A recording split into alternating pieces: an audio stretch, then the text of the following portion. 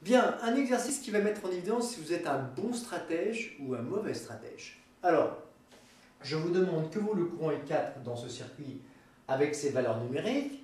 Il va falloir choisir un théorème qui peut être conversion de générateur de tension en générateur de courant, diviseur de tension, diviseur de courant, théorème de Millman, loi des mailles, loi des nœuds. À vous de jouer. Attention de bien prendre le bon théorème, sinon ça va être très très long. Eh bien, on va choisir déjà la transformation du générateur de tension en générateur de courant dans un premier temps, puis ensuite nous allons utiliser le diviseur de courant. Vous allez voir que ça va aller très rapidement. Ici, ce générateur de tension, il est équivalent à quoi? À un générateur de courant électromoteur E sur R5 en parallèle avec R5. Le tout alimente donc cette résistance R4. Et je vous rappelle que nous voulons connaître le courant I4. Et puis, tout ce bloc de résistance est égal à une seule qui sera notée la résistance équivalente. Bon. Alors, dans un premier temps, nous allons déterminer la résistance équivalente. Elle vaut quoi? Eh bien, c'est R3 en série avec R2 qui est en parallèle avec R1. Donc la résistance équivalente, elle est égale à quoi? À R3 plus la résistance qui est équivalente à R2 en parallèle avec R1. R2 en parallèle avec R1, c'est une résistance petit r qui est égale à quoi?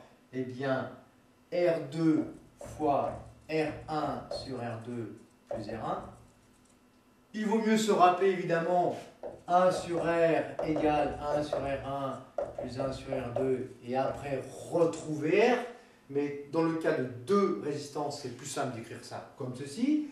Donc R2, ça nous donne donc 20 fois R1 qui est égal à 12 divisé par 20 plus 12, ce qui nous donne 7,5 ohms.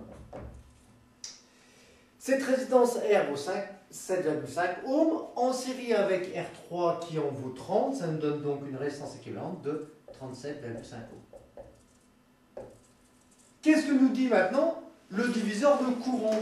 Eh bien, que le courant I4 est égal à quoi? À la conductance de cette branche, c'est-à-dire 1 sur R4, fois le courant I qui arrive dans le circuit, donc le courant I qui vaut E sur R5,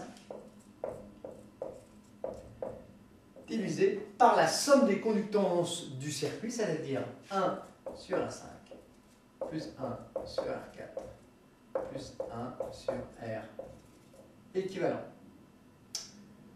L'application numérique nous donne I4 égale 0,07 ampères. Voilà, en deux transformations, en une transformation plus l'utilisation du diviseur de courant, on arrive à notre résultat.